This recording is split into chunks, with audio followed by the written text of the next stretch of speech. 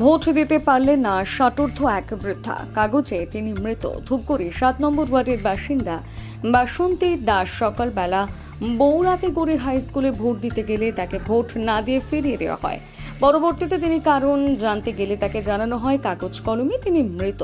জেলা শাসকের সাথে যোগাযোগ করা হলে তাকে মৃত বলে জানানো হয়। মূলত সেই কারণে তিনি ভোট না দিয়ে ফিরে আসেন।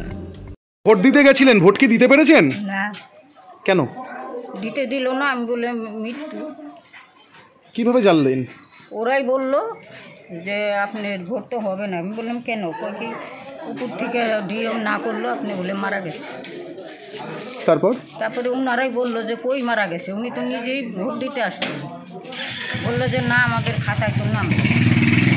কিভাবে এটা হলো বলে মনে করছেন? এখন কি করবো? এখন কতক্ষণ আমাকে ওয়াট করাইলো, ভিতরে বসায় রাখলো। পরে সবাই বললো যে আপনি এখন বাড়ি যান। মূলত আপনি এখন কি চাচ্ছেন? আমি ভোট দিব।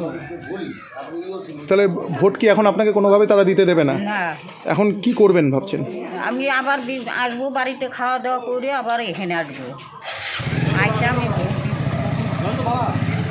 আপনার নাম? বাসন্তী দাস। বাসন্তী দাস, কত নম্বর ওয়ার্ড? 7 নম্বর। অভিযোগটা মা সকালে ভোট দিতে গেল, তো ভিতর থেকে বললো যে মারা গেছেন, আপনার ভোটের নাম নেই। কেন কি জানো, ওইটা তো আমরা তো জানি না, কিন্তু এদিকে নাম আছে, বাইরে যে এইগুলো আছে ওর মধ্যে নাম আছে, কিন্তু ভিতরেই নামটা নাই। মানে ভিতরে নাম নেই? কি কারণ? কি বলছে? বলছে মৃত, মারা গেছে। মারা গেছে, কিন্তু সে জীবিত। জীবিত। তো এরকমটা কিভাবে হতে পারে? এটা কিভাবে হতে পারে আমরা তো নিজেও জানি না। ভোট দিচ্ছে, এর আগে ওই যে ইসের ভোট গেল, এমএলএ ভোটটা, ওটা তো দেওয়া হইলো। ওখানে কি দেখাচ্ছে যে কত সালে মারা গেছে বা কি? না, ওগুলা তো বললো না কিছু। আপনার মার নাম কি? বাসন্তী দাস। কোন বুথে ভোট? 186। আমরা মেনে নিতে পারছি না, এটা আমরা মেনে নিতে পারছি না। এই কারণেই উনি বহু বছর ধরে আমার বাড়িতে আছে।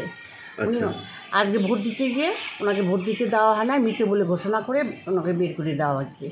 আচ্ছা, তো উনি কি কোনো রকম কোনো সরকারি সুযোগ সুবিধা পর্যন্ত পায় না বলছে? কিচ্ছু পাচ্ছে না, বিধবা ভাতা পাচ্ছে না, বয়স্ক ভাতা পাচ্ছে না, অনলি খালি রেশনটা পাচ্ছে।